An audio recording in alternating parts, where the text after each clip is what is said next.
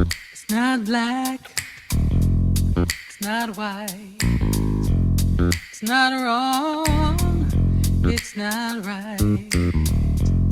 It's not red, it's not blue. It's just me and you. It's not rich, it's not poor. Somewhere in the middle is the open door. If our points of view don't quite see eye to eye, well, that's all the more reason why we need a United States of humanity. We need it, we need it. A United States of humanity, the sum of every part. We need a United States of humanity. We need it, we need it. Resolutions in a revolution of the heart. We're living in a great divide. This fear of each other is our suicide. I believe love's gonna keep us alive, but only if we decide. We need a United States of humanity. We need it, we need it. A United States of humanity, the sum of every part. We need a United States of humanity. We need it, we need it. Resolutions in a revolution of the heart. It's not just the conversation, it's the listening. It takes every voice feeling heard to let freedom ring. We can solve our future, heal our history, sting, step toward our common ground, and spread our better age of wings. We need a United States of humanity. We need it, we need it. A United States of humanity, the sum of every part. We need a United States of humanity. We need it, we need it. Resolution is a revolution of the heart. Oh, we hold this truth to be self-evident. I have a dream, a United States of humanity. We need it, we need it. We hold this truth to be self-evident. I have a dream, a United States of humanity. We need it, we need it. A United States of humanity. We need it, we need it. A United States of humanity. We need it, we need it now.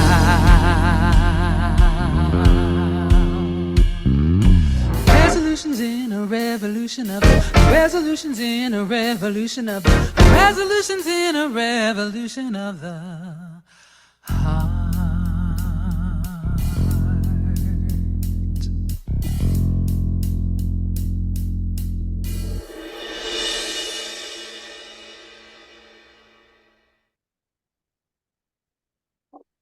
Hello, everybody. Welcome to our Fireside Chat today. My name's Trent Stirling. I'm from our national organizing team. And we just wanted to put something together to bring your new year in the right way with our founders today. We wanted to acknowledge at the beginning of our meeting that we currently have almost 500 people here in attendance, and many more will be coming in later, I'm sure.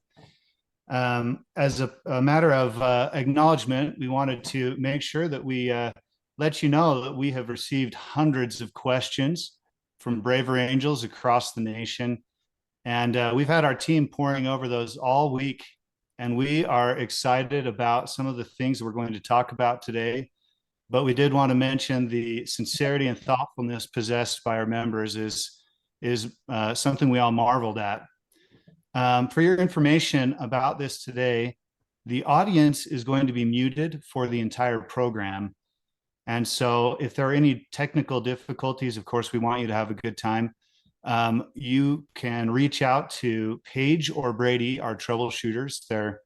Their texts their phones are going to be in the text.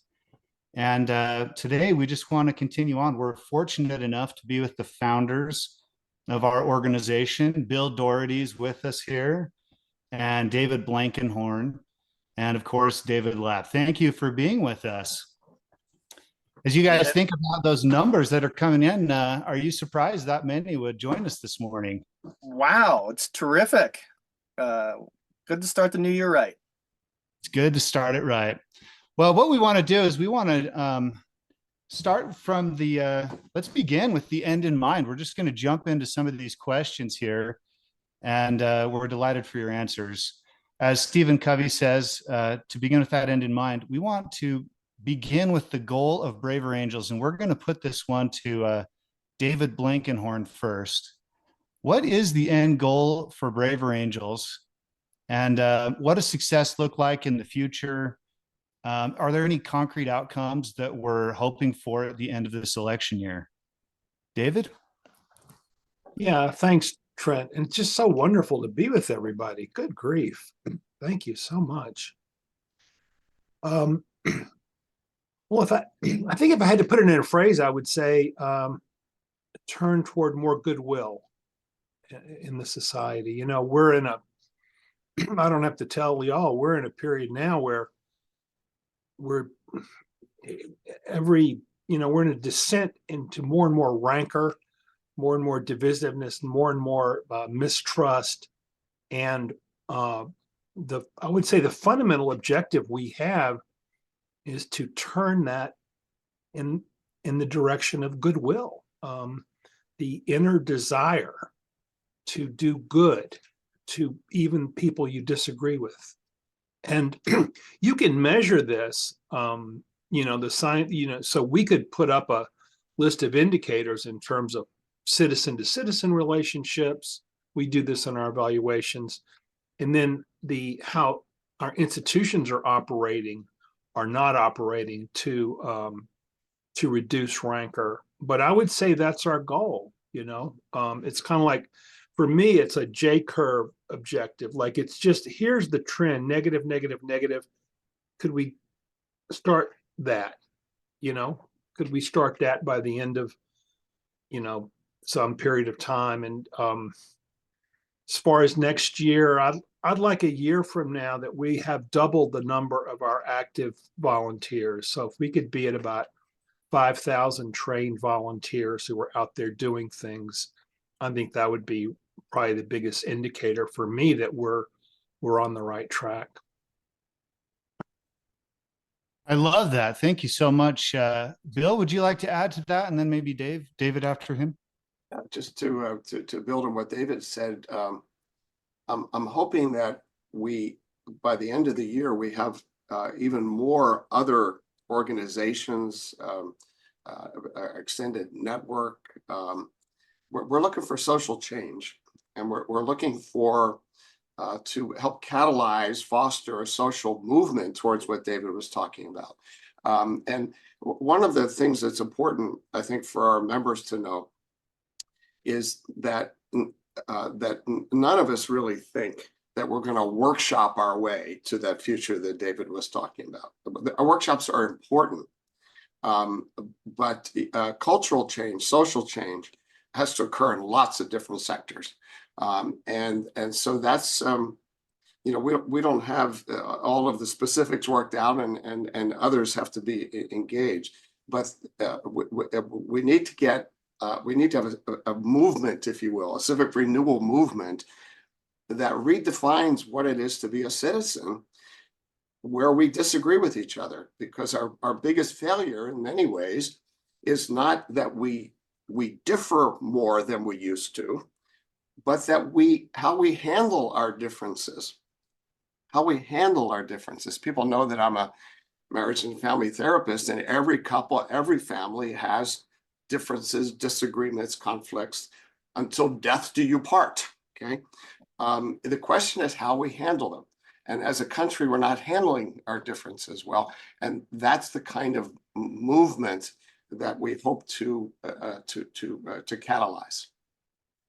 Good. Yeah. Well put, Bill. That's great. That's good. I think about in our workshops, and, I'm sure when I was going around first, knocking on doors and recruiting people for the first couple of workshops that we had here in Ohio, I had an experience that I'm sure many of you have had as you've been recruiting for Braver Angels workshops, which is, you know, okay, I'm talking to a Republican and I say, hey, I think you'd be a great participant in this workshop. Would you like to come? I think it's a great thing what you're doing, but the problem is the people on the other side, they're just completely irrational. And I can't work with irrational people. Okay, next person I talk to, a Democrat. Oh, hey, I think you'd be a great participant for this workshop. Would you like to come? I think this sounds great. The problem is the people on the other side, you can't reason with them. And I can't do that. So, now what happens, of course, for many people who do come to the workshop and who do have a Braver Angels experience is that, there's the sense that, oh, well, people on the other side, maybe actually we do have something in common. Maybe people are not as completely irrational or far gone as we thought. And so that will always be the heart of our work, which is that, people coming together, getting to know each other, finding common ground, building relationships, through the workshop and then in alliances and so forth. And really that social movement, I think, is spurred by those heart-to-heart connections. Yeah. It happens when you could take Congressman Dean Phillips, a Democrat who's running for president. I think he would say that he was inspired by, he's done about a dozen workshops, with Braver Angels. And I think he would say that he's been inspired by those workshops. And so what you have is you have people coming together at the grassroots level, then that affects public officials. You have Governor Spencer Cox, a Republican, and the chairperson of the National Governors Association. This is something that he cares about, and he sees in Braver Angels kind of support and a grassroots movement of people who can get behind this thing that he cares about. So it's that Reds and Blues coming together at the local level, and then going on to tell our politicians, hey, look, if we can do it at the local level, we think you can do it in Congress. We think you can do it in the media. We think you can do it on college campuses and so forth. And so to me, that the social movement will always will always have that heart of the one-to-one and the interpersonal connections that goes on to spur the social movement. Outstanding. I do have a couple questions for follow-up. Now, I want everybody to know David Blankenhorn gave me permission to push back on a couple things. And I really want to dig in on some of these things that you said here. Now, David, you said that our goal is to turn people towards goodwill. And, we're looking for world peace here, right? Like I feel like we're running for Miss America here and we're going to get some world peace. And then as far as getting those things, that accomplishing that, this is no small task that you're tackling. And you mentioned as a way to do that, volunteerism, partnerships, which I want to dig into just in a little bit. But whose idea was it with this friendship that you're going to tackle world peace together? Who was it? Who was like, guys, I've got something I want to throw at you. We'll give the credit to David Blankenhorn here. Is it David Blankenhorn? No, absolutely. So, David, he actually wanted to have, so the first workshop that ever happened was December 9th through the 11th, 2016. So we just celebrated the 7-year anniversary. Nice. David called me up in like September and said, David, I think, September 2016, the election is hot. Things are a mess. He said, David, I think we should have a workshop bringing together, basically 10 people who are going to vote for Trump, 10 people who are going to vote for Clinton. I had just had a baby and I was like, well, David, I said, it sounds great, but I don't really have time to do it now. and then the election happened and we had the idea of what was then Better Angels. And we knew that we were going to get this started and we didn't exactly know what direction to take, but we knew we were going to tackle we wanted to advance depolarization. And, it's like a couple days after the election, David calls me up and we talk, and David says, it's a complete morgue up here in the Upper West Side of New York City where I live. Everyone's depressed. And I live in South Lebanon, Ohio, where it's like, 70% voted for Trump. And I said, well, people out here are elated, they're talking about hope and change. And so David says, all right, now's the time. Let's do that. Let's bring together 10 people who just voted for Trump and 10 people who just voted for Clinton. And I said, absolutely, let's do it. And so I went and hit the streets and started having those conversations that I was talking about. Amazingly, we recruited, 21 people in like 3 weeks time for this and met here at the South Lebanon Community Center. The problem was we had the people, we had the vision, but we had really no idea of how we were gonna do this thing. So that's when we called Bill, like Oops. 10 days, 10 days before this thing. So, but David B is really the one that had kind of the vision that started it. I hit the streets, to organize, and then Bill had to put together the workshop. And maybe Bill, you could talk about that process. I've never forgiven either of you for that. For dumping that on me 10 days before. But yeah, that's a beautiful setup. And Trent, in terms of our relationship and our partnership, it's understanding that Brave Angels couldn't have gotten started without each of our talents and abilities. And I always have to say with David Blankenhorn, a little bit of impulsiveness too. Okay, so that's a piece of it. Like, hey, we can do this. And David, do you remember, David B? I remember you told me this was not inspiring. As I remember, I called you back and said, okay, here's what I'm thinking the design would be. And you told me every important person you talked to about us doing that first workshop said, don't do it. They all said, don't do do it. it. Yeah, it won't work. And even if they do, what's the point? Where's this going to lead? And yeah, so. Well, 3 turns to 21. 21 turns to thousands now. Yeah. What's the future membership like? What are we looking at? Could you ever have dreamed we've come this far when you started? We didn't really, I didn't, because I just wanted to literally see what would happen if you put those 21 people in a room together. Just observe what would happen. And I remember after the first night, and just after introductions, the 3 of us were talking, and I remember we said, it's really, this is likely to work. I mean, these people really, this is going to happen. And it was an astonishing thing. And I think it was a very moving experience for all of us. But no, I don't think we had much of a plan. I just wanted to, I really wanted just to see what would happen if we could talk with each other rather than about each other. I just wanted to it's really just as simple as that. Could just see what happens.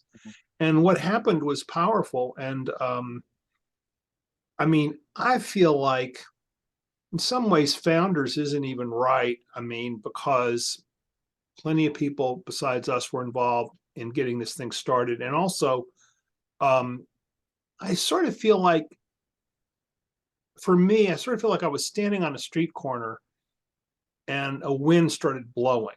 I'm just standing on the street corner and the wind blows. And you sort of said, okay, well, there's an interesting direction for things. Let's just see where this goes. So it wasn't anything we did in terms of brilliant strategy or, oh, so smart. It was kind of like we just kind of caught a wave a little bit and tried to discern where the wind was going, Mm-hmm. That's how I've always felt about it. I like the hymn, not I, but the wind that blows through me. And I always felt like it was really the wind blowing through us of a kind of a social need, that people were heartsick and wanted something better. And we were just kind of standing on the corner and the wind blew. And that's the way I really think about it. I will say an important decision that was made, early on there was, because at first it was just, us, a couple of us, wandering the country, staying at people's houses and doing workshops. And then, we said, well, good grief, like we can't just keep on, hopping on buses and sleeping at people's houses. Although it was fun. Fun to do that. But then an important decision was, okay, so we have to, and this was Bill, said, okay, we have to be able to empower and train people with modest facilitation experience to moderate the workshops. They don't have to be, a prestigious, therapist like myself, Bill. They don't have to be, a sterling academic credentials, but just basic. Keep going. Oh, yeah. Keep going with that. Yeah. I would say that was sorry, go ahead, David. Just that was an important decision, and then designing that and enabling people to step up, everywhere from California to Kansas to New York to say, yes, I want to do this in my community. And then the second one was noticing very early on, the people after a workshop, they want to keep the conversation going. So that's when the idea of a local alliance, establishing a local alliance started. But the important point there is that enables the grassroots movement, right? It's not just a couple of people with academic credentials who are putting together workshops. It's really enabling people across America to participate. That might have been the single most decisive moment for us, I think, when we not finally, but Bill was, I think, clear from the beginning that it had to be a model of work that could be successfully carried out by volunteers from around the country.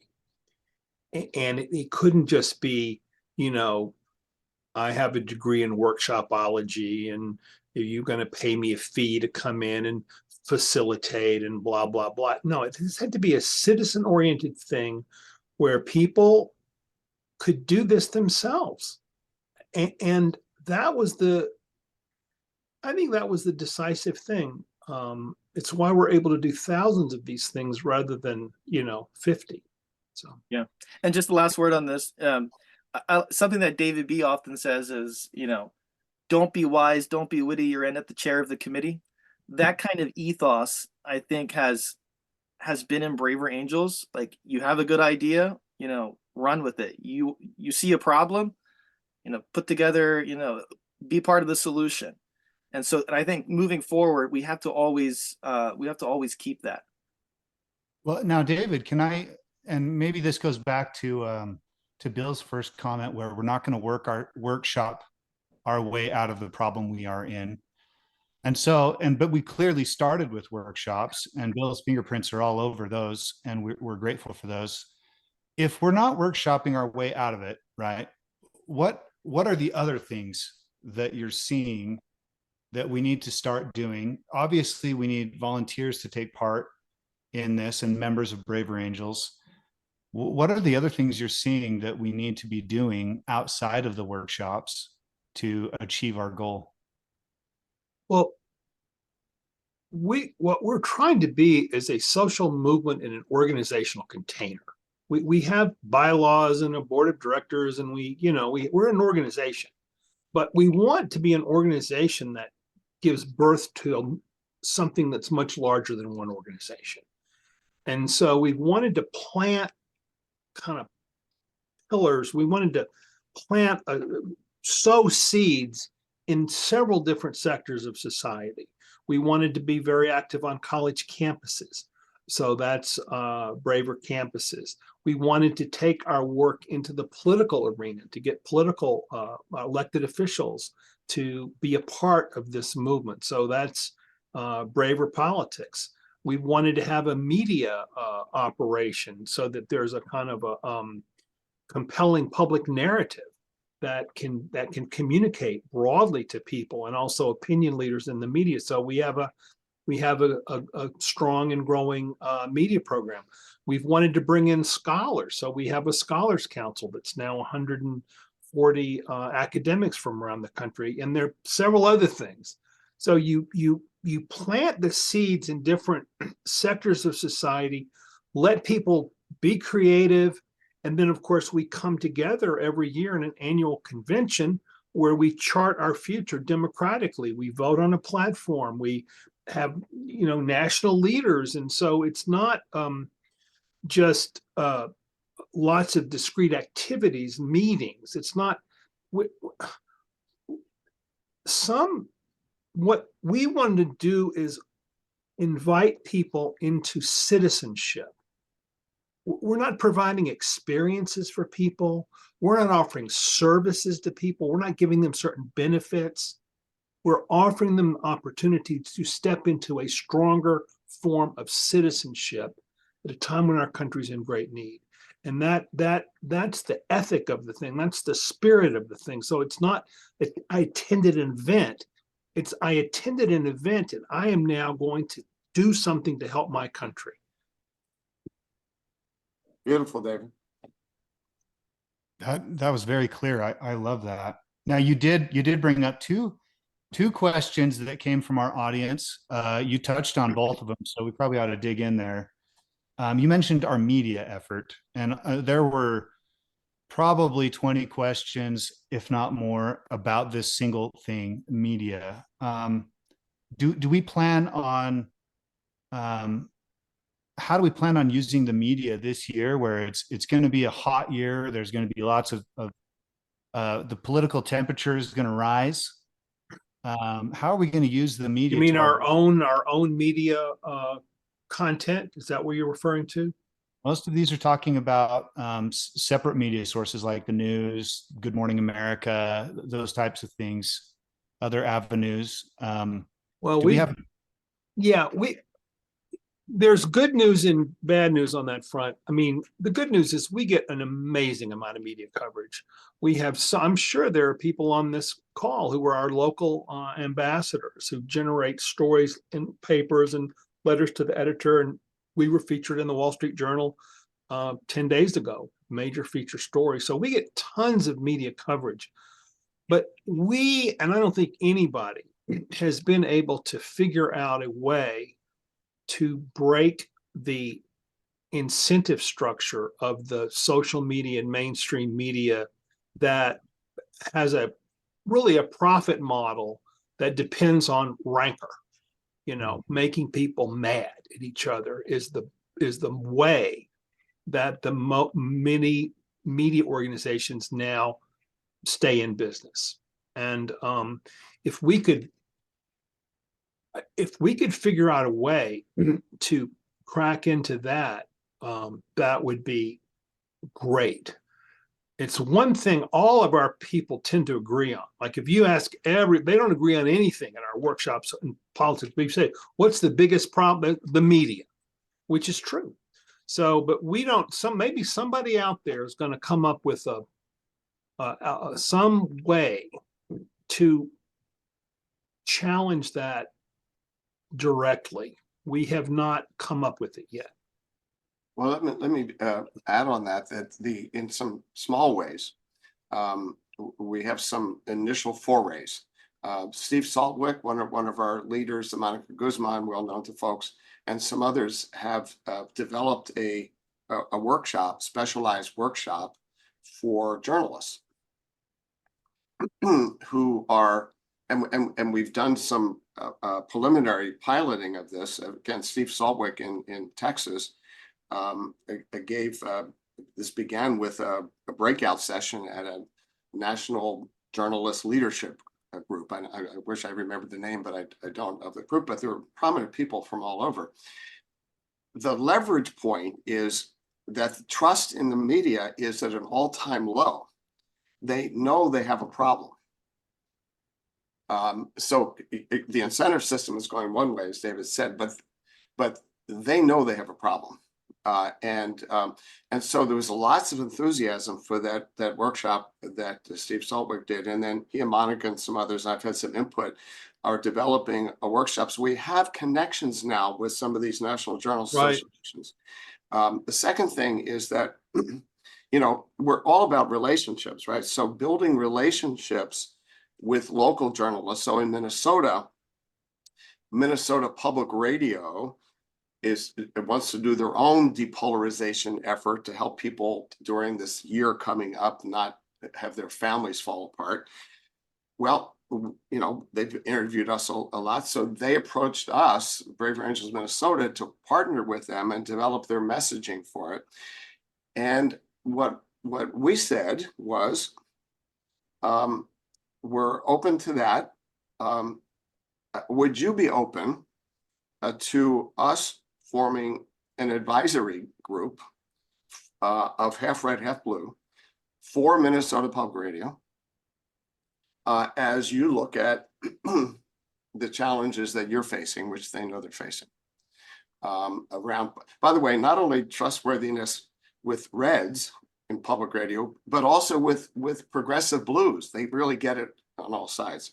So we are forming an ongoing group to give input to the senior leaders of Minnesota Public Radio. And the last thing I'll say on that is that the news director brought it to the president, who was very enthusiastic. He mentioned it to higher ups in national public radio who were quite intrigued. So I'm not promising the world there, but these are a couple of steps, small steps. That's good. Yeah. As we have been developing some credibility with these groups, relationships with. Yeah, that's good, Bill. We recently, Fox News and Friends First, one of the big lead programs on Fox News, one of the co-hosts just had a nice shout out for Braver Angels during one of their discussions about 2 weeks ago. She said, well, if we did it more like Braver Angels does it, and then she gave a little thing. So yeah, that's a good point, Bill. There are some hopeful possibilities. We should, of course, also highlight that Monica Guzman and the Braver Way podcast that has begun in the last couple of months is just, putting out terrific media content. And Yes. So that's another way that we can help shape the media ecosystem. Yes, exactly. We definitely have not been sitting on our hands. I love how proactive that some of those things indicate that we've been. Thank you for those. A separate question that came up from something that David said just a few minutes ago was our mission. And a lot of people in Braver Angels apparently are wondering, how reliant is our success as an organization on other organizations? Because like you said before, we're a movement within an organization, or vice versa, I guess. Which organizations seem to be drawn to us? Which ones are you seeing that are coming to us? And then is there an opportunity there where our members, if they knew more about it, we could get many more organizations? It's David Lapp's, that's David's thing. Absolutely. And I mean, we've begun saying that, right? One organization alone can't change the country. A movement can. A movement of many, many organizations, whether it's a barber shop in Pennsylvania to, the National Association of Journalists or whatever. And so one example here of an organization that was attracted to us and is now shifting how they're doing their work, and partly inspired by Braver Angels. Numbers USA is a conservative advocacy organization. They advocate for conservative immigration perspective. And, I think they would tell you that they've been around for about 20 years. And I think they would tell you that, we've always just kind of, for a while, they've just done the things the usual way, which is mostly talk to people who share their perspective. And what they're realizing, one of their senior leaders came to the Braver Angels convention this past summer, was just inspired by all the people that he met and all of the workshops that he participated in and so forth, and began to think, how could our organization, how could we really actively look for common ground and really make it so we could actually make a difference on immigration rather than just kind of, beating our heads against the wall. What if we actually began to work with people on the other side? And so we're, working with them and trying to introduce them to people on the other side and helping them to think about how they could do that. And so that's an example of an organization that's attracted to us, an advocacy organization that, really their mission has nothing to do with depolarization. Right. They care about immigration, but they're realizing that in order for us to make a difference on the issue that we care about, we have to be able to work with other people, and Braver Angels can help us to do that. David, say something about, if you don't mind, the numbers of organizations in Braver Network. Yeah. So in Braver Network, there's 260 organizations like Numbers USA. I mean, many of them, are bridge building organizations. Some are civic organizations and or congregations. Many of them are advocacy organizations.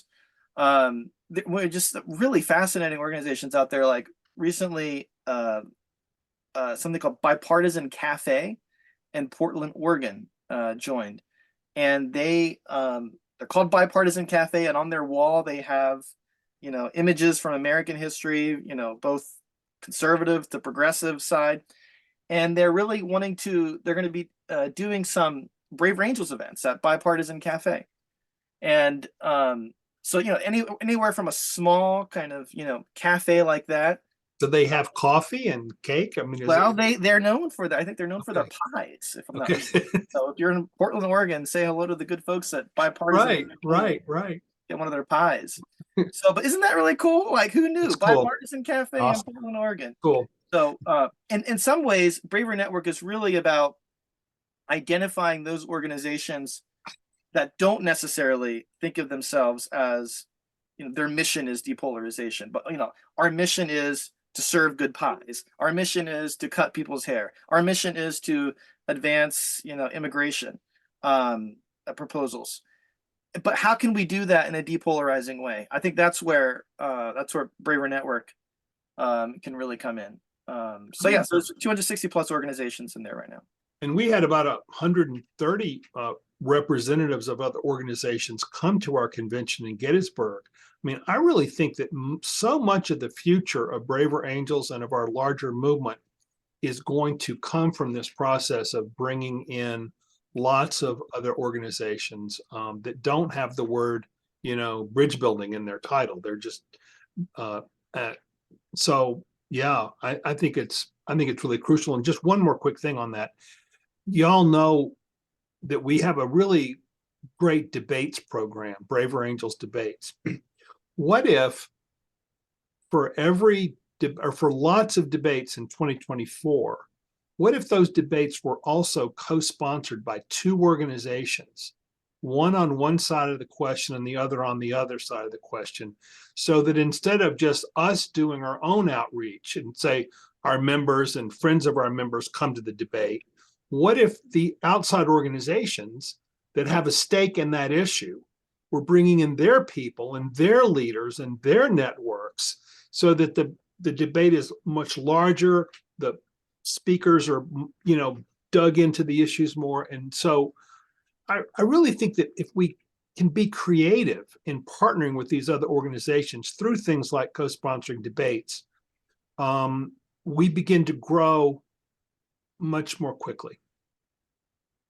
Well, can I add my personal experience in with that? One of the first assignments I had on the national organizing team was helping religious groups jump in. And so we, instead of having just one person, we were having groups of, anywhere up to 100, 200 people who were interested in what we were doing.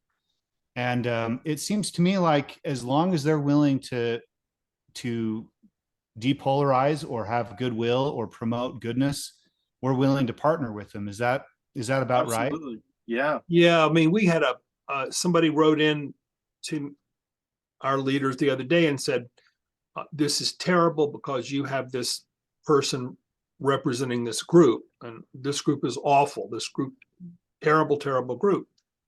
And the answer to that question is that we do not exclude people. That we don't exclude people on the basis of their so-called bad opinions. We say that we all have blind spots and there's no one not worth talking to.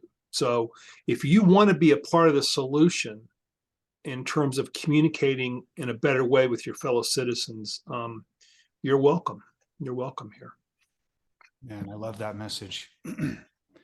Thank you so much. I feel like you've been very clear and helpful to us.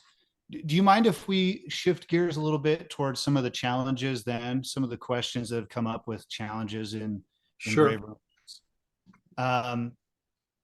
This one is one that I think is one of the top ones I think that we could see. And Bill, I'm going to direct this at you just because at first, because you've been quiet and I want your opinion on it. Bill has been quiet. I know, I'm shocked. I'll give them feedback later about their answers. I didn't want to do it here. Oh man, I hope this is being recorded. Wow. First Mark time the date and ever. time. No, but we have, we mentioned just a second ago how crucial the members and volunteers are to our organization. And man, it's a lot of work to depolarize. It's a lot of work to build goodwill. It takes a lot of time.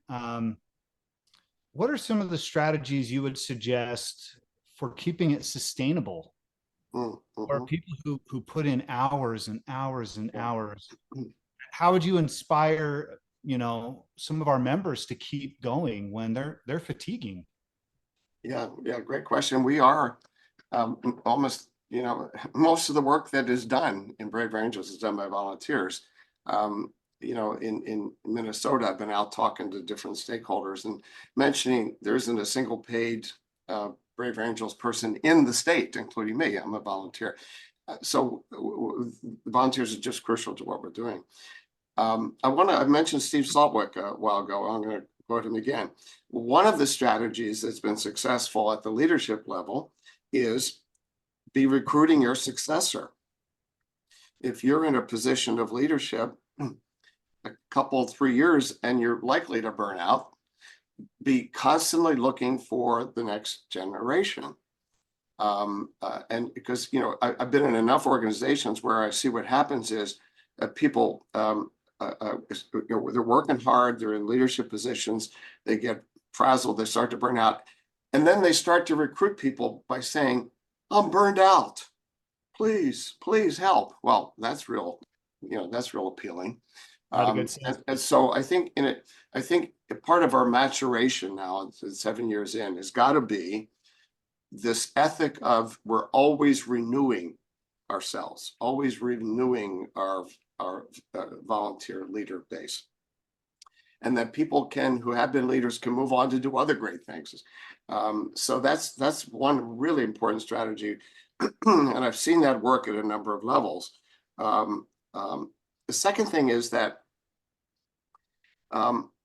it has to be personally meaningful, because nobody who's volunteering is paying their mortgage, on this. It's got to be personally. So it cannot just be I'm a logistical person and I arrange the spaces and I make sure the cookies are there. That's valuable. It's necessary, but there's got to be something enriching about this.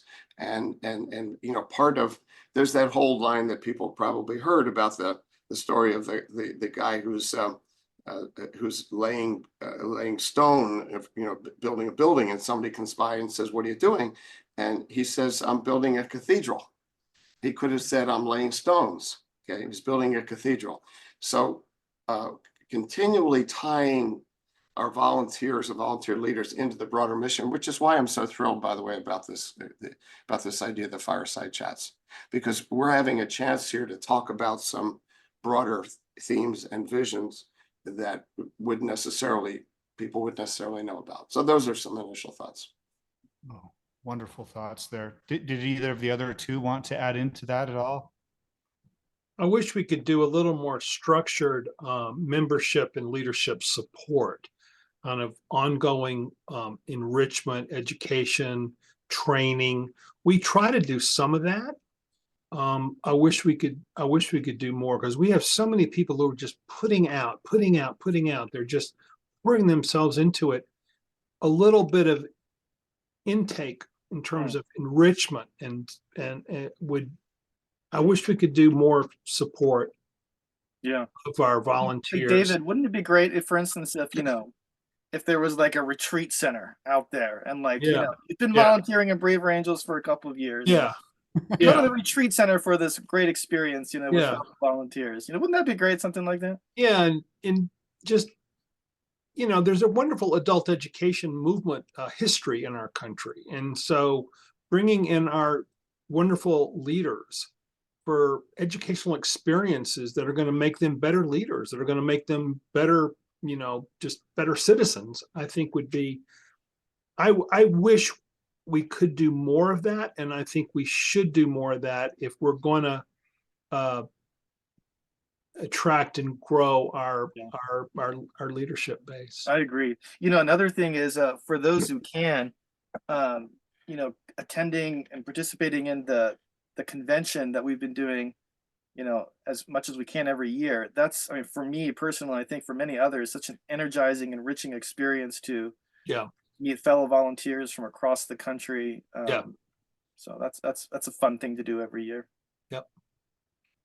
It was one of the funnest things I did last year. I loved meeting each and every one of you in person, and I was grateful for that opportunity. And I did come away motivated, and I highly endorse that. I love that. There is another part of this, I suppose, with challenges, right? So we have burnout sometimes that we think about when we think of challenges. And I love those words from Bill. In the past, we've talked a lot about a disproportionate number of people who are blue versus red in our organization. And I just wanted to get your thoughts on this. And this is just me maybe, but if depolarization tends to be like a personal issue, does it matter that we're out of balance? If people are depolarizing, does it matter? Is it that big of is it a problem to fix in our organization? Absolutely, it is. Absolutely. Yeah. The good news is that we are balanced red blue in terms of board of directors, number of donors, alliance co-chairs, regional leaders, support team members, board of directors. Anytime where we have the ability to control things, we don't want to go to lunch without red blue balance. But in terms of people going to the website and joining, we are too blue. I mean, that's not the better way to say it is we want more conservative members. And the reason it's absolutely essential to do this, to have the balance, is because the fundamental rot in our society, the fundamental thing, if our experiment in ordered liberty comes to an end, I mean, really, if we have a real serious constitutional breakdown over which you choose your thing, right? It's this serious. If it happens, it'll be because of this fundamental divide between red and blue America, the two parts of the country that increasingly hate each other. And so if we're going to address that, we can't do it unless we're bringing in on equal grounds both sides. It simply cannot be done. If a lot of groups out there, wonderful groups, they haven't. The only way to cross the divide is to cross it, not to talk about crossing it. And so it's absolutely fundamental that we have red-blue balance in every possible way that we can. So maybe building on to that, how do we do that?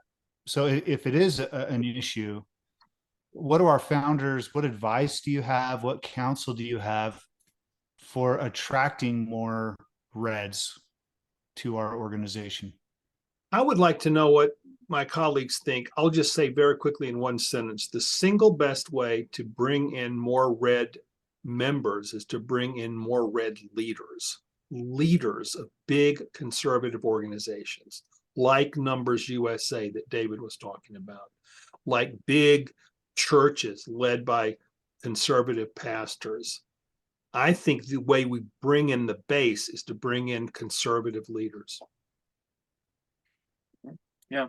And I think, if you're, organizing at the local level and you're trying to get Braver Angels started, or you're getting a workshop going, I remember one of the great stories from early on, Don Bird, volunteer in Bloomington, Indiana.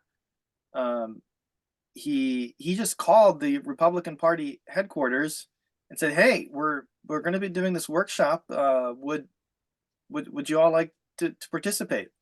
And the person who answered was William Ellis, who was the chair of the Monroe County Republican Party there. And he said yes.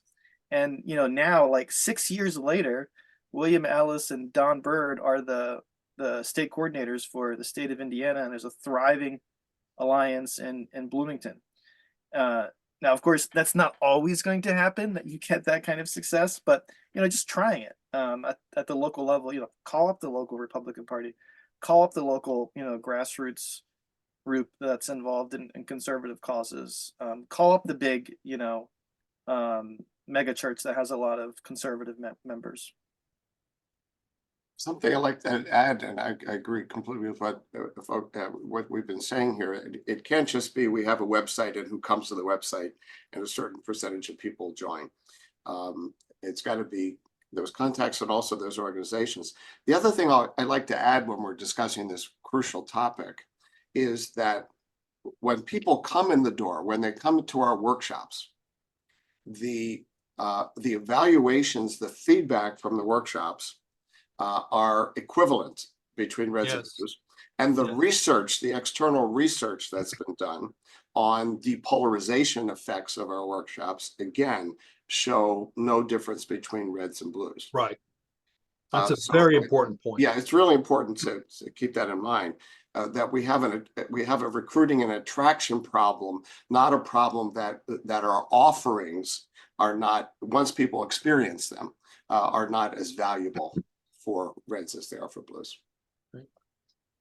That's very important to know. So now this is recorded and people are going to be coming to watch this. And I just wanted to give you an opportunity. If there were people who felt uncomfortable or maybe like they didn't belong, there are some who've come and then they've said, like some red contingent, they're too blue. That's not for me. What do you say when you hear things like people, you've built this organization for them. Mm-hmm. What do you say to people who maybe feel like, no, that's not for me. I don't belong in that place. What I say is some equivalent of I really hope that you will take leadership in the organization. Right. That you'll, help to start an alliance, that you'll, join the debates team, that you'll organize a workshop, or whatever, take leadership and help be part of the solution. And, we have a trustworthy elections initiative. The report will be coming out later, later this spring. The initiative was amazing, bringing together equal numbers of people who are conservatives who are concerned about things like voter fraud and progressives who are concerned about things like voter suppression.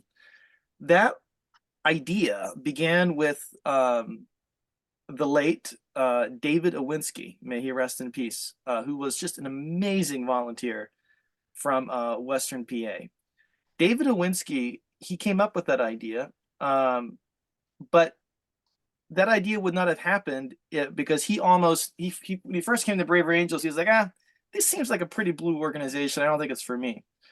Paul Norris, who's one of our longest serving volunteers, called him up and said, David, I really hope that you'll take leadership. I hope that you'll join the debates team where I serve and that you'll help make our debates great. And David did that. And he was just terrific. He just was a terrific, just made the debates team wonderful. And then he came up with that idea, after the 2020 election.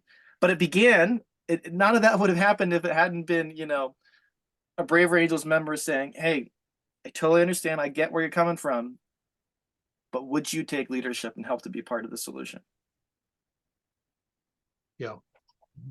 And then there are reasons too why a lot of conservatives are suspicious of this kind of thing, and it's not like they have to change. It's like we at Braver Angels have to have the right way to have them be a part of this thing in a way that's going to help them thrive as leaders. We could do better. Our debates program tend to be popular among conservatives. So it's not,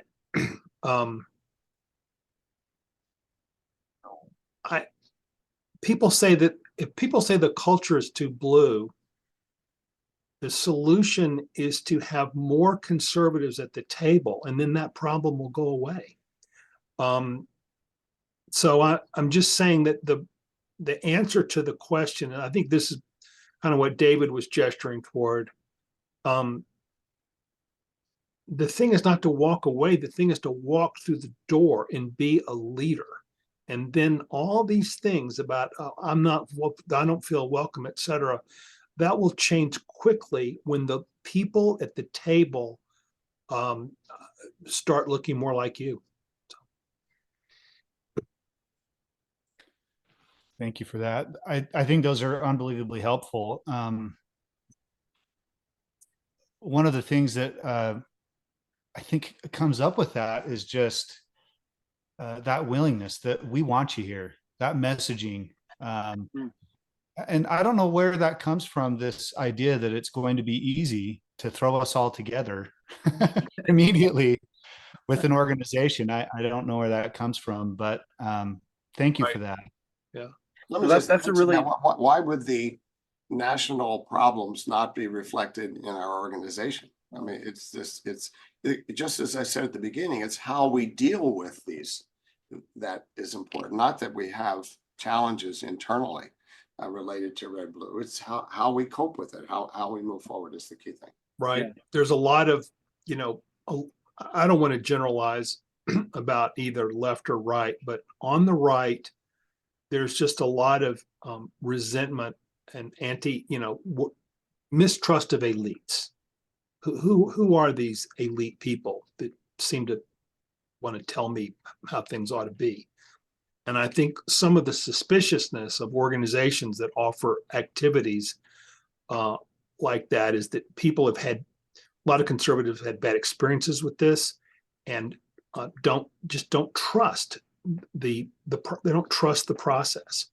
And when they do come into our work, as Bill said, the response is really good because they have a good experience, but there are issues having to do with elite, the perception that liberal elites are in charge of things and they're patronizing and they want to call people conservative names and so forth, that make a lot of conservatives just leery of this. And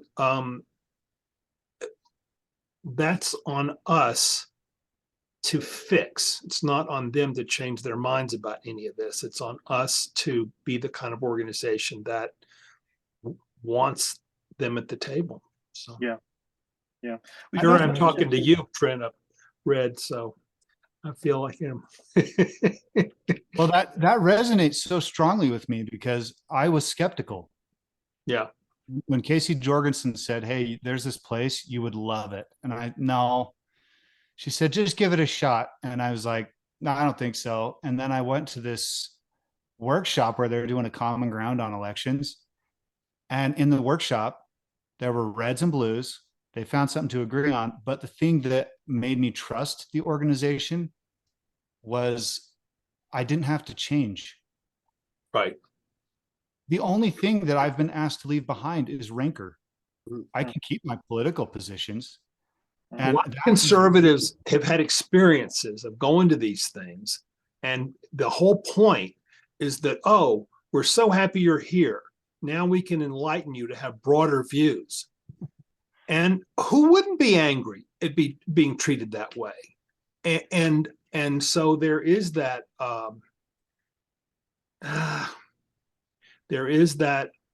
challenge that we face because of the structure of and the sort of sociology of American politics today. Yeah. I want to also mention that there's a membership growth team that's doing some really interesting work. For instance, investing some resources into, they put an ad in Bari Weiss's podcast. And so, seeing, okay, how many members does this get us, including red members. So they're doing work like that, which I think is will be interesting to track that in the next year. Yeah. Yes. Thank you. Maybe one more challenge, and then I'd like to ask you a couple personal questions. But one challenge that has come up over and over is this, and we kind of talked about it a little earlier, but maybe if we could dive in just a little bit deeper to help some of our members, because this question has come up a lot. But how do we navigate this year, our election season, when Americans seem to be getting informed with different facts? Everybody thinks they have a grasp on the facts, and then we come together and we're trying to help them depolarize. It just as one last challenge to our goal here, what do you say to that? How do we deal with it when everyone thinks they have the facts? I'd I have the suggest answer. Bill jumping I in on have this. the answer. Yeah. Thank you, David. Yes. No, it's a crucial question. It comes up all the time. And here's my response.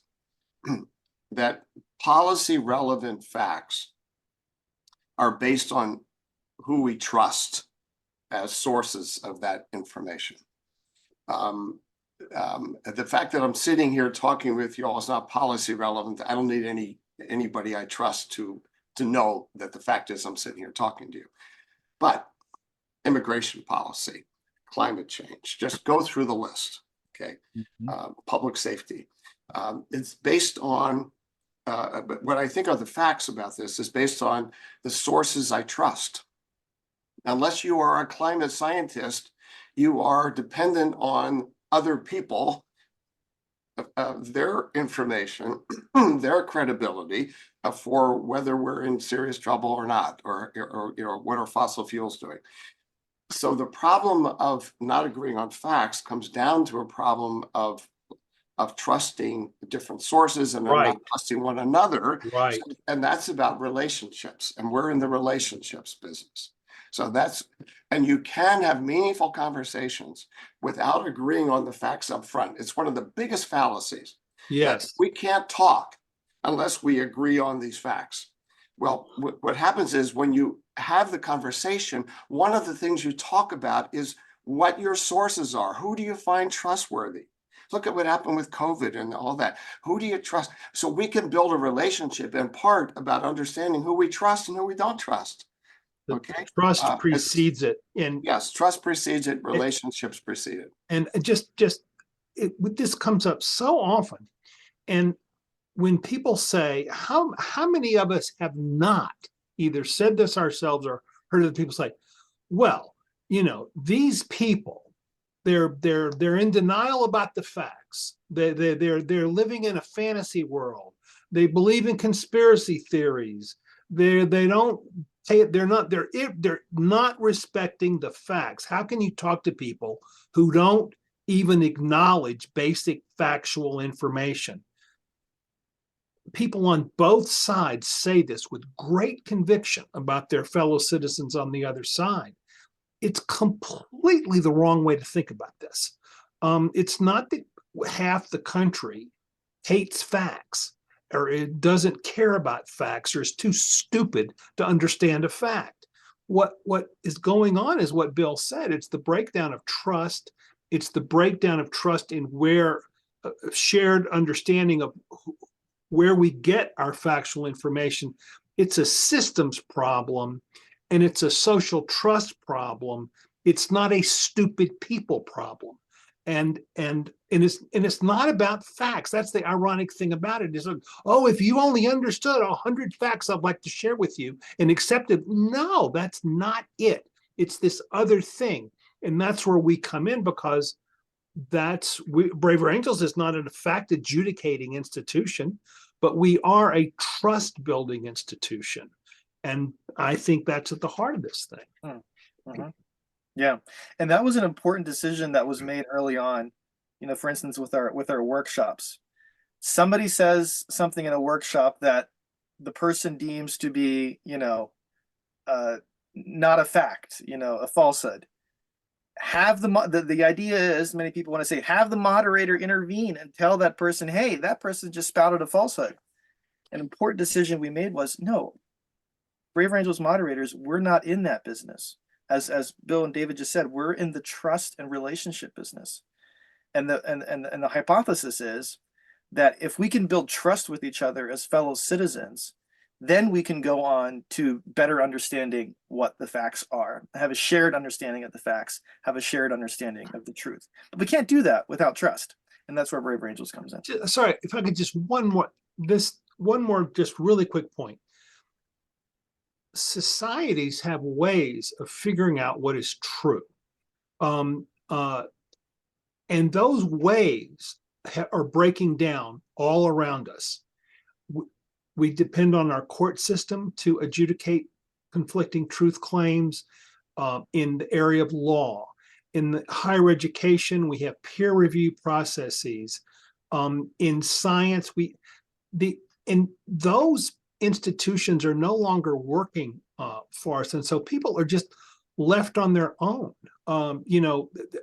My friend John Roush says, there are lots of people, there are not an insignificant number of Americans who believe that Elvis is alive. But we do not send Elvis a Social Security check because even though some people think Elvis is alive, and who knows, Elvis may be alive, but the institution has worked out, they've adjudicated as well as it can and have come to the imperfect knowledge that Elvis is not alive. So we don't send him a Social Security check. Those institutions that we have historically relied on to do this for us are breaking down. They're dissolving all around us. And so we're left in this chaotic situation where trust is evaporating. And it's, sorry to keep harping on this, but it's not about stupid people who won't accept the facts. It's about a system that is no longer working for any of us. David, you're passionate about this. Well, it comes up so often in our work, and it has to do with the fundamental. I think the fundamental issue here is social trust. If you had to pick one thing, social trust. How do you rebuild social trust? Is probably the basic question that Braver Angels is taking a run at, and we've decided that we start with personal relationships and go from there. But it's not about, if only we could pass a law that make the primary systems work better, or if only we could make dumb people not be so dumb. It's this other thing that we're trying to do that we think is the root of the issue. Man, I love those answers. Those are going to be very helpful, I think, trust comes from respect, right? Somebody on the chat said, I'm dumb though. Me too, sister, brother. Thank you for this. Well, if you're okay, I'd like to ask you a couple personal questions, if that's okay. Ooh, yeah, sounds good. We'll end on a high note here, right? Well, we're all aware of challenges, but now this is an interesting one. What kind of talents do each of you possess that have moved our organization forward? Like, what talents do you see in your fellow founders have been so helpful as we've tried to move this forward? I didn't realize that was going to be a hard one. Well, I'll say we've known each other for a long time before for Braver Angels, and I think we have a lot of trust in each other personally and in commitment to the mission, to not make it about us, to not make it about our need for status, but about the larger mission. And to me, Bill is the best person I've ever met at figuring out how to design group interactions. And it's an art, and a lot of people try to do it, and Bill's the best person I know at this. And I hate to compliment the guy, but he is. He just is. He just is.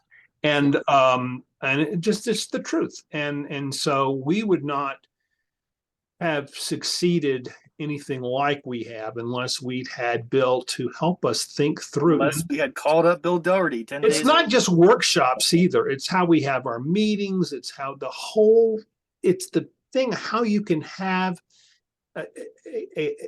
an event that it works as a group encounter. That's a seriously difficult thing to do. And Bill's the best person I've ever met at it. And I will also say about David, I mean, David was born for this. I mean, he's the guy. I mean, if you look up in an encyclopedia where it says Brave Rangers, David's picture's there. But I mean, I'm saying this from the heart, and it's hard for me to say this without choking up. Because David has a servant leader ethic. David is about being a servant to something larger than him. And that's a damn hard thing to do. And I've never met anybody who was more committed to this in his personal life and in his work life than David. So these two guys, I mean, I couldn't have better people to work with. Yeah, well, certainly. And, you know, one of the things that David, I think where your strengths have served the organization well is, you know, David loves to cast a vision, to say, all right, here's how we're gonna conquer the world the next 3 years, you know, 1 million people this, 1 million people that, you know, and it's beautiful, you know, and things happen like that, and it's amazing. Now, oftentimes, it seems to me when you have somebody who's like that, you know, there's a lot of kind of ambition, arrogance, and so forth and so on.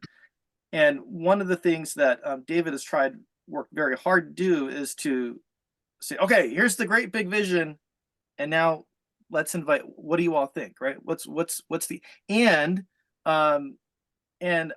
none of us has to be at the center of the universe. Should not be at the center of the universe on this. This is a volunteer-driven social movement. We're serving a larger cause.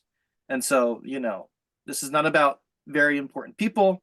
This is about helping our country.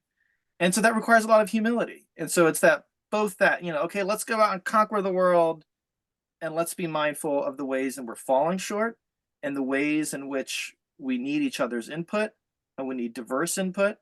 And David, I think you've done that really astoundingly well. I mean, the fact that, you know, volunteers across the country have felt like they can, you know, just contribute their talents and gifts to the cause in many ways is a reflection of that kind of that thing that you have, David, where it's just like, come all, you know, lend your talents. This is not about, you know, very important people. This is about many of us working together.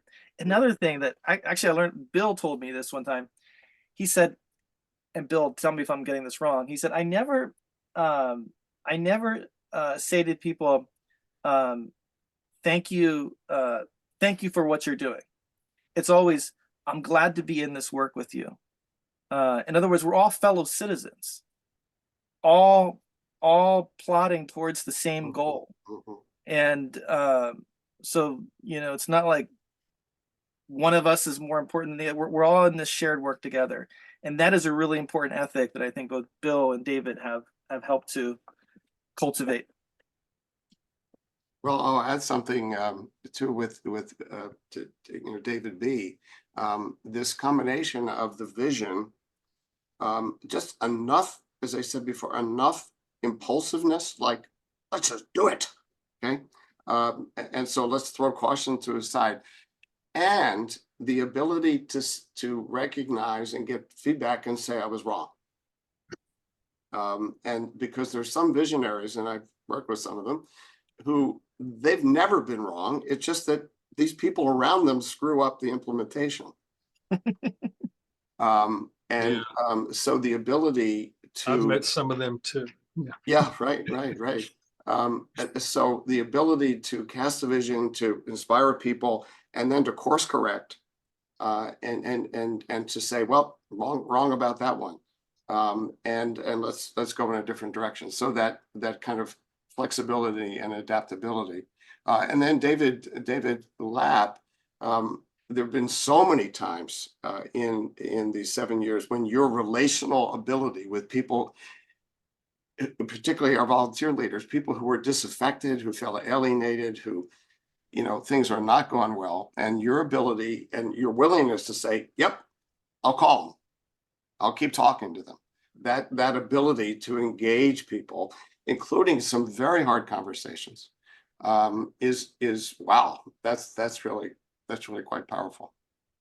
Okay, but we can't conclude this part without acknowledging, for those who were at the Braver Angels 2023 convention in Gettysburg, can we just say that, wow, Bill, if he had another career, he would be an award-winning actor. I mean, good grief. Who knew? It's true. Who knew? It was good. Nobody ever asked me before, okay? So good. Well, and all three of you have dedicated basically your lives to this effort for a long time now. And I'm sure before even the organization was official. Right. If you could just on a personal level, so often we talk about how much you're doing in the world out there, but what's the biggest blessing been to you personally and perhaps in your families from dedicating yourself to this work? I would say for me, a great blessing has just been being able to meet so many good and wonderful people. I feel like no matter where I go now, anywhere in this great land of ours, oh, yeah, there's a Braver Angels volunteer there, and I'd like to stay at their, get coffee with them, or maybe stay at their house or something like that. And I mean, that's just amazing. The number of interesting and good people involved in Braver Angels, and getting to meet all those people. Like I remember, early on when we were doing our bus tours, and we stayed at Steve and Cecilia Warshaw's house in the Durham, North Carolina area, and stayed there for a couple of days. And, just that, like, and like learning about, Steve he had just retired, and he was looking to put his, his extra time that he had and his talents to use for a cause larger than himself. And this seemed like a good way to do it. And, here he is, almost 7 years later, still just doing so much good work. So I just, the opportunity, like, to stay at people's houses, get to know people, like Steve and Cecilia Warshaw, to me, that's just been so enriching and rewarding. Yeah, that makes a lot of sense. I was just thinking as you were talking, David, about this cast of characters out there, including, I still have another life as a therapist, and I do therapist training. And nowadays, when I'm going to do a workshop somewhere, I contact the local Braver Angels leaders and say, who'd like to have dinner? And it always happens.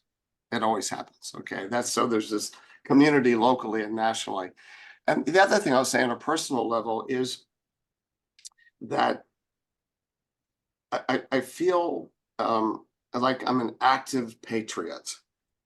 There was a period of time when I was young, I felt very patriotic. And then the Vietnam War occurred and all of that stuff, and I moved in a different direction. And I think for a period of time, I was more of a critic of the country, wanting to improve the country, right? Which is fine. But I feel like this work is part of how I love my country. And that's really powerful for me. Yeah.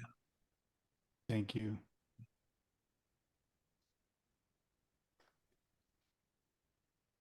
David Blankenhorn, did you want to end that question, or? Well, I've never really felt like I was part of something that one thing is, it's been many, many years, really since I was a teenager, that I've been a part of something where there were no opponents, I wasn't against anybody. I wasn't like the bad team.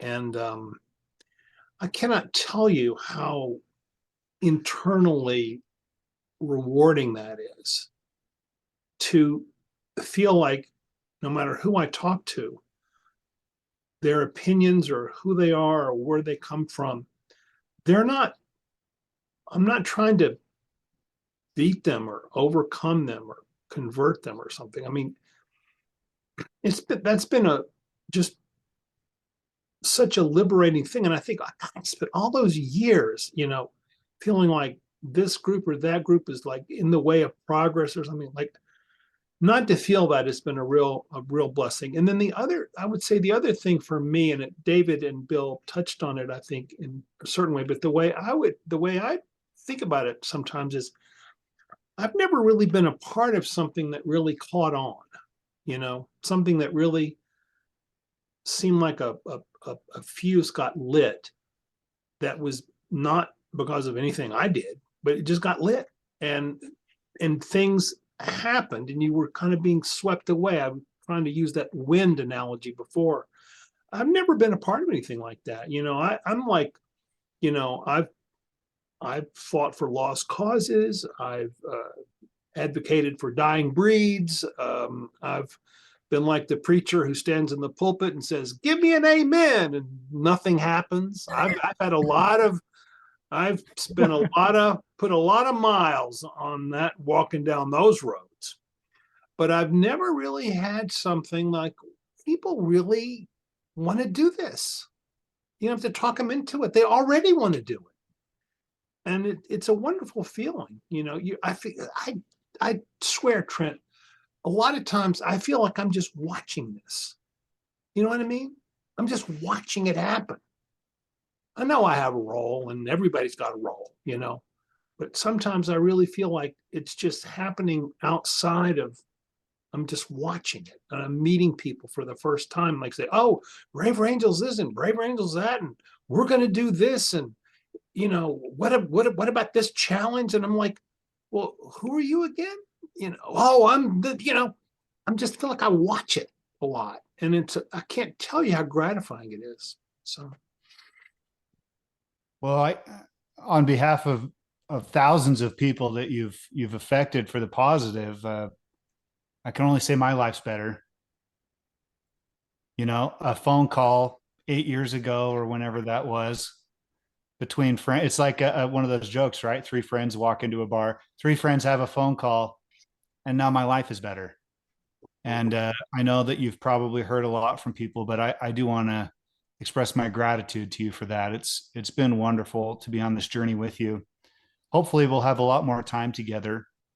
And on that note, we are down to our last remarks. And so at the very end here, we just want to give you each maybe a little bit of time to say any last words for our fireside chat.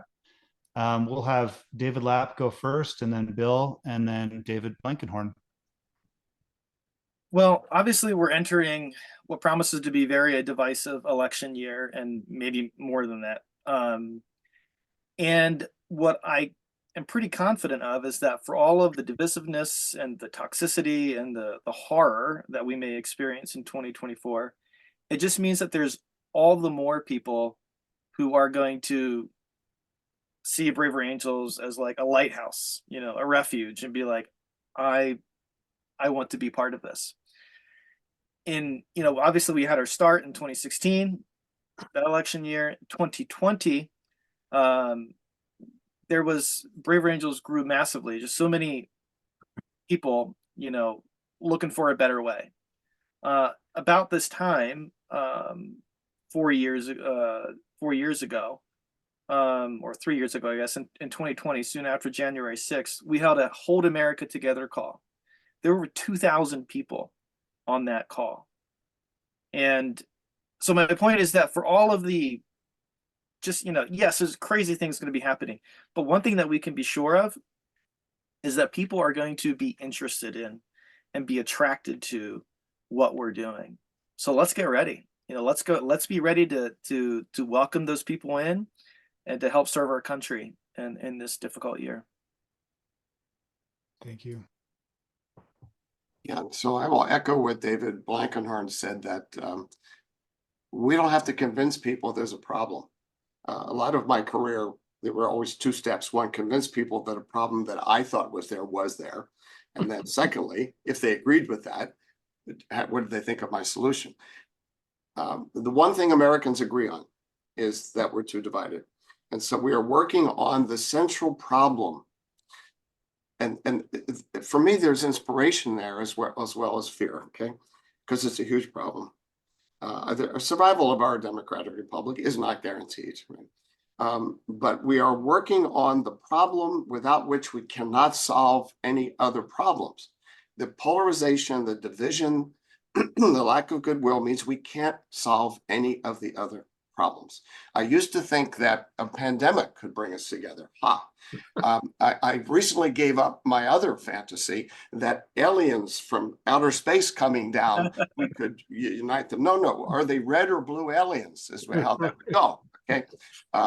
So I take some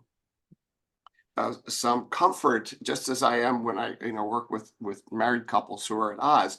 The beginning of change is to say we have a problem.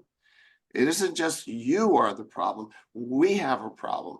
And so the country believes that we have the problem that Brave Angels is here to address. This is our moment.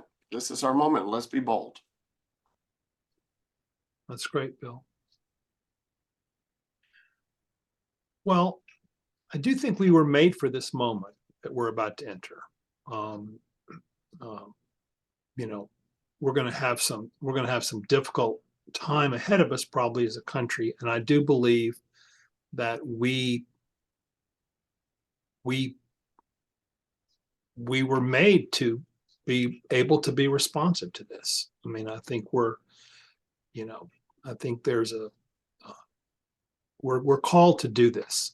We were made to do this. And the other thing I'll say that you asked earlier, Trent, about how you kind of think about things internally to feel like you keep doing the work. Something that's really meant a lot to me is the writer Václav Havel makes a distinction between hope and optimism. He says, optimism is believing that what you're going to do will work out well. Hope is believing that you need to do certain things regardless of how they work out. And so I've thought about that so often. And the virtue of hope is that you don't have to know how it's going to work out. First of all, you don't know. It's beyond you to know. That's up to elsewhere to know how things are going to work out. But what you can do is do the thing that you know needs to happen, regardless of how it works out. And so if it feels like, oh, the tide is too strong, or what am I, my little thing isn't going to be enough. No.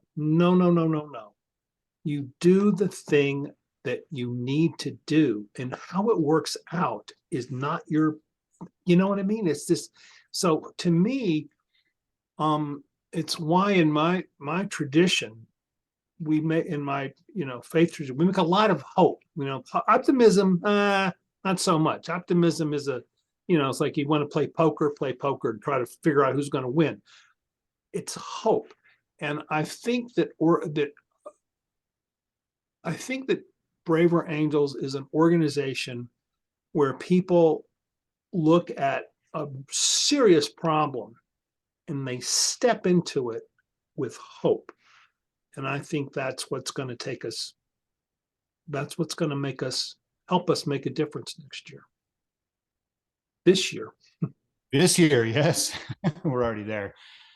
Well, thank you for that. That has been very inspiring to speak with you founders today, to get your thoughts and your vision for the future, and also your counsel regarding some challenges. We certainly do appreciate your time. What we would like to do now is to ask the audience to do two things. One, we're going to put a link for some feedback in the chat, and we're also going to open up the chat so that you can leave us a 1 or 2 word checkout, just describing how you're feeling as you walk away from this fireside chat with our founders. So if we could, let's have that chat open up.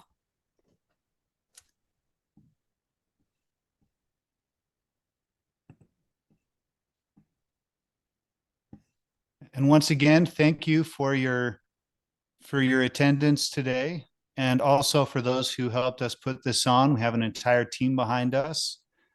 We have the national organizers, and we're grateful for all of you. We hope you have a wonderful day. Thank you, Trent. This is great. Thank you for Trent. thank you for walking us through it. Really appreciate it. Really appreciate it. And everybody who joined us. Yeah, Great to be in this work with you all. it is.